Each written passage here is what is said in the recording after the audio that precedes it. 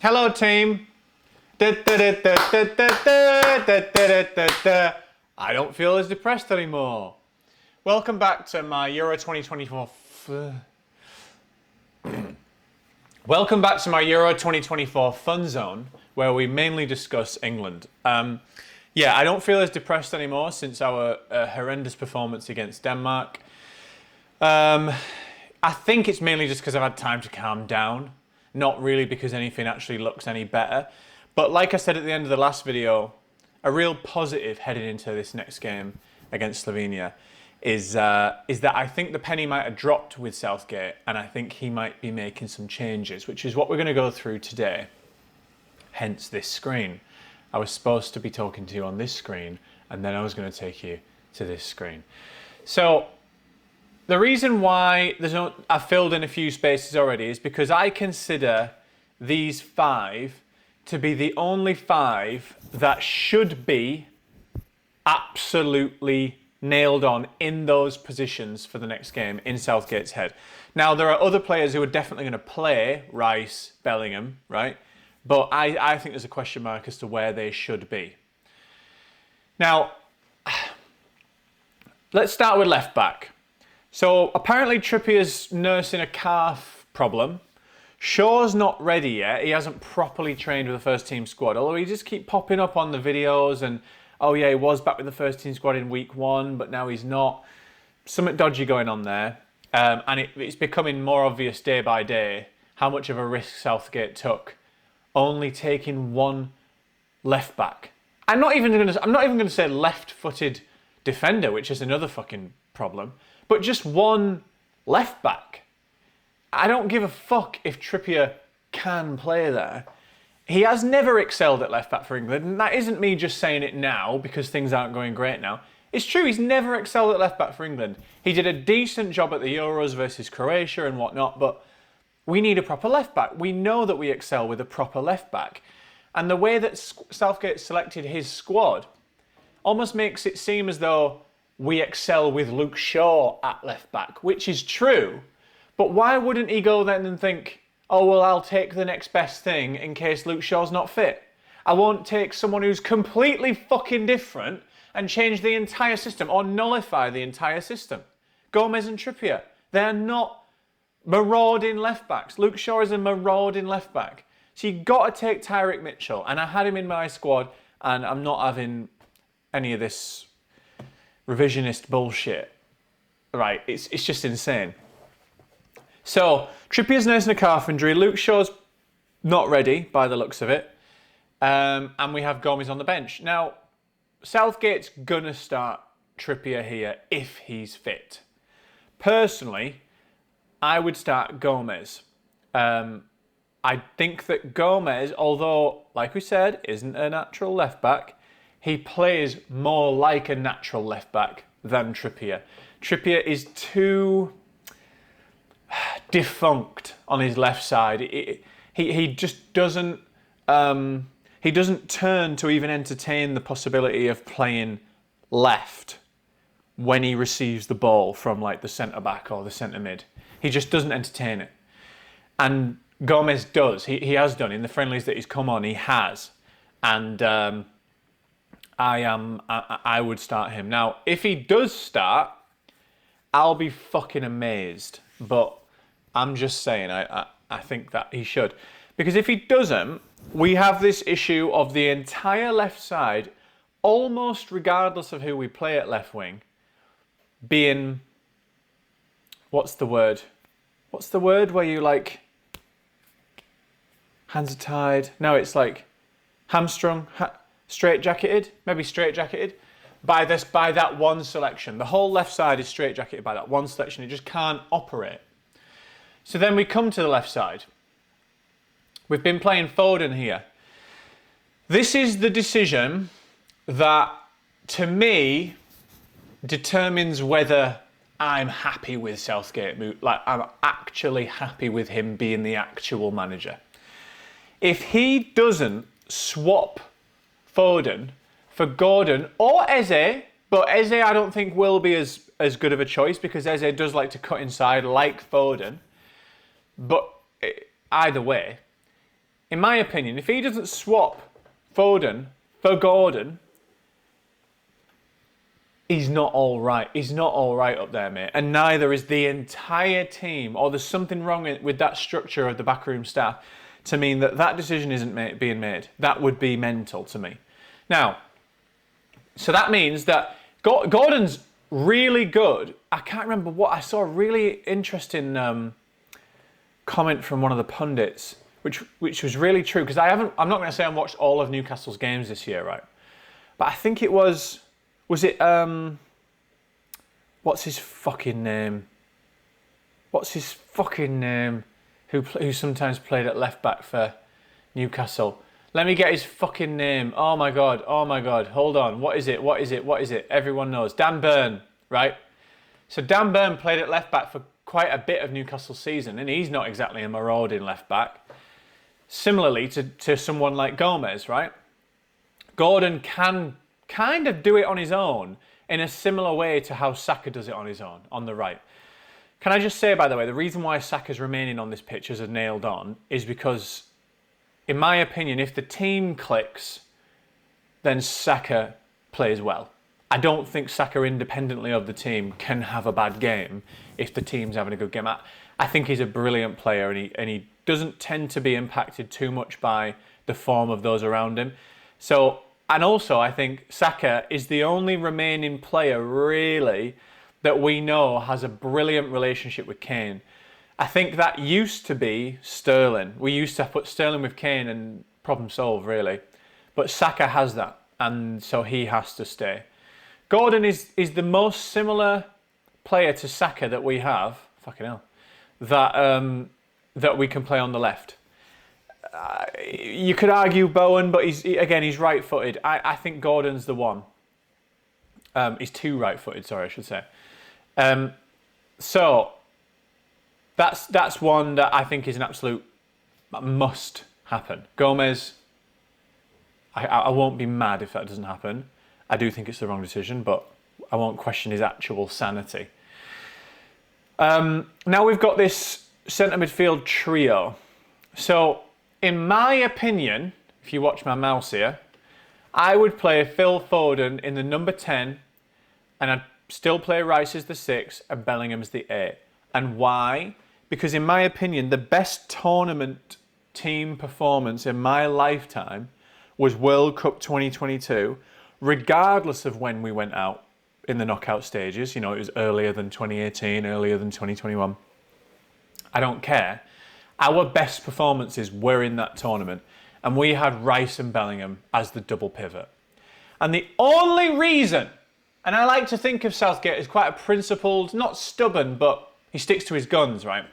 The only reason we're not doing that now, in my humble opinion, is because Bellingham has played as a 10 or a false 9 for Madrid for the last season.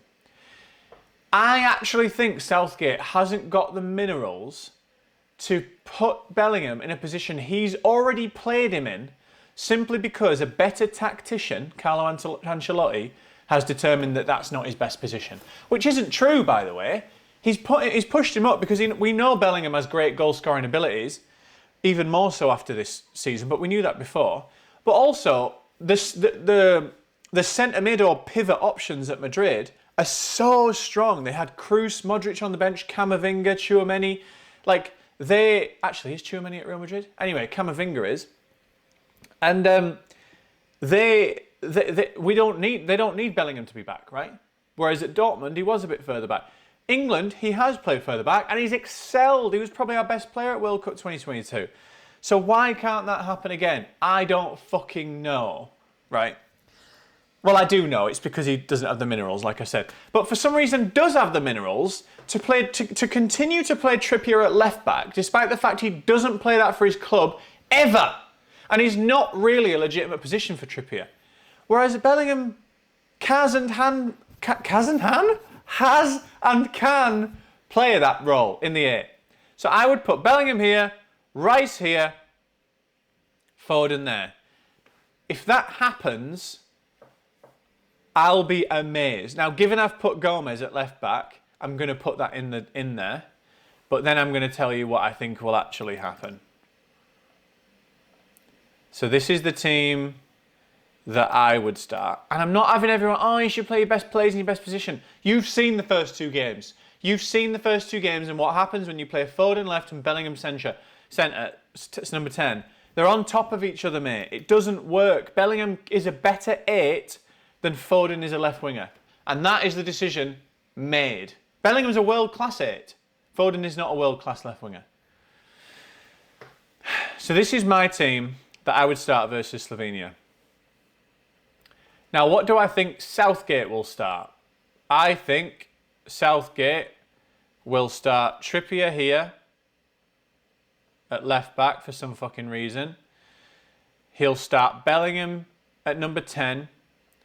And I think he'll start Gallagher here. Now, how do I feel about that? Not terrible, because this important Foden, Gordon, and I'm not hating on Foden, I'm just saying in this system, he should play number 10, Bellingham should play full back. But if Bellingham can't play number 8 for whatever reason, Foden has to go for the sake of the system. Kane needs runners beyond him. We know this. So, I'm happy about this. I'm happier than I was with the lineup previously, with Trent in it and Foden on the left. But I'm not too happy that it will be Gallagher. I just can't see a world where Southgate's picking Wharton or Menu for that number 8 role, that Gallagher role. I just can't see that, which is frustrating because if we are looking for a Calvin Phillips type figure, which is ridiculous that he even said that. No, let me put it another way. If we are looking for a pivot who can retain the ball and do incisive forward passes, which in my opinion is what we're looking for, then that's Wharton or Menu. They're technically the best, including Rice, in terms of ball retention, and seem to be the best in terms of progressive balls as well. So I think it should be one of them if we're not doing the Bellingham in 8 thing. I think it should be Menu or Wharton there. But he's going to play Gallagher. What annoyed me about the Calvin Phillips thing was like, the Calvin Phillips comment was Gallagher is essentially what Calvin Phillips is, but maybe even a bit better. So I don't really get why has not just been starting him there. But anyway, it's not the end of the world if he starts him there for that reason. He works hard, will have better energy in the first half, and yeah, that kind of thing. Don't think we should start a goalkeeper. Just left it free. I think we're just going to win that easy. Yeah, so that's coming on to my prediction. I do think we'll play better. I am concerned that there is a toxicity growing around the England squad and the England and the media that I haven't felt since 2016 or even 2017. There's something going on there. There's a rift of some kind. I talked about it in my last video.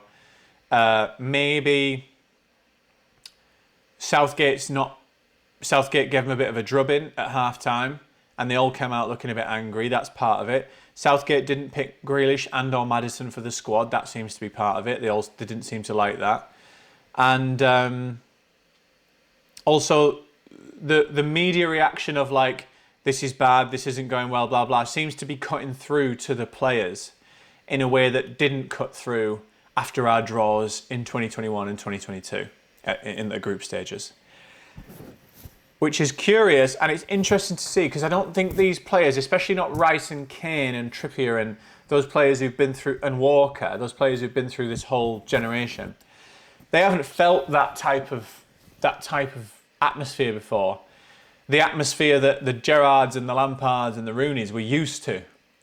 How they deal with that remains to be seen, and I think that factors in massively to this game. It all depends on whether those experienced players instill into those younger new players a feeling of let's prove them wrong, or whether the atmosphere in the group is, oh, fuck them, why do we even want to make them, why do we even want to please these fans that fucking slag us off all the time? You know, it depends what mindset you go in. Like if I was Harry Kane, I'd be saying, we can be the best in the world. Let's prove it, and let's let's go out and put on a show. That's what I'd be saying.